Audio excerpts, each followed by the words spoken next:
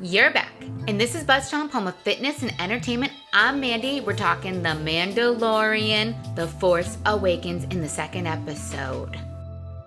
I'm Mandy. I'm Dan. Subscribe to BuzzChomp. Woo! That's right, all. Star Wars The Mandalorian, The Force Awakens in this episode. I'm really digging this episode. First, the plot is very simple.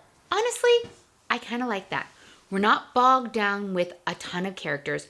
We're not bogged down with too much stuff. This episode clocked in at 33 minutes. I like it, guys. I like it. It doesn't need to be a full hour. It doesn't need to draw out.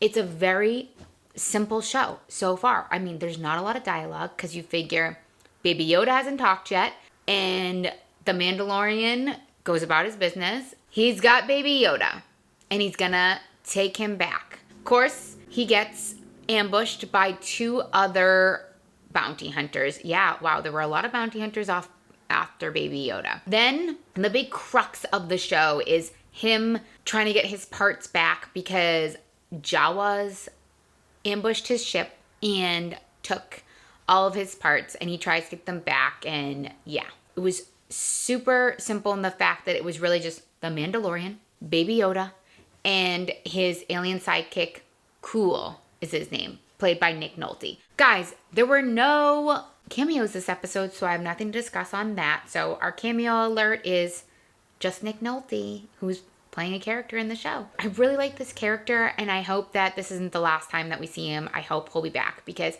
I like this character. The Jawas. The Jawas are hilarious little creatures and hilarious, and it's a little lighthearted, but I like that so far. I like that. In the fact that the Jawas wanted him to go and get an egg, and you think, oh my god, what do they want this egg for? What do they want this egg for? This is like when like the crux of the whole show happens, and there's like this animal, I don't know what kind of animal it is, this animal that he's fighting, and who comes to the rescue but Baby Yoda. Yep, Baby Yoda uses the Force, so much strength over him, and then he passes out. So this begs the question of, do people not remember the Force? Do they not remember like the light side? Because the Mandalorian and Kuiil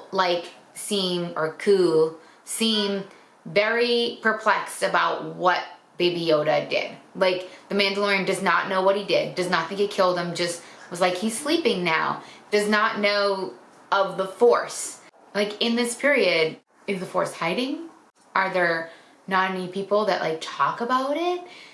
I'm surprised. I'm surprised because this Mandalorian, or the Mandalorian, just doesn't seem to know and doesn't seem. So that's why I said The Force Awakens, because Baby Yoda, there's a lot more to him, and I would like him to like be even more forthcoming. He's not as baby-like. We saw him walking around. We saw him trying to grab the Mandalorian something on his armor, and now we saw the Force. So we're getting more tidbits about him, and I'm just gonna be all honest. Baby Yoda, I'm tuning in for him. He is so cute. He really brings so much to the series. I am still waiting. I know, guys. Mandalorian watch of the helmet. Nope, 0, guys. 0 for us, 2 for the Mandalorian of keeping his helmet on. We'll keep up with the watch, guys. We'll keep up with the watch. The Force Awakened and the little Yoda, and the Mandalorian and Baby Yoda come back, and they bring the Jawas the egg. And this was like the lighthearted comedic part. The Jawas just wanted to eat the egg. It was like a delicacy for them. They were so excited. I liked that. Like I said, super simple. We just still saw him on this planet. Like, it wasn't like he got Baby Yoda and now he's off to return Baby Yoda to the dark side, which is what I'm assuming it's the dark side. I really, really liked it. I liked that we saw that. I liked that we're seeing the expanding of Baby Yoda. We're seeing the Mandalorian learning about him, and honestly, like, having little bonding moments, so we'll see where it goes. At the end of the episode, he says goodbye to Kuiil, and it looks like he's gonna take the Baby Yoda away. I don't want him to. I don't want him to, guys.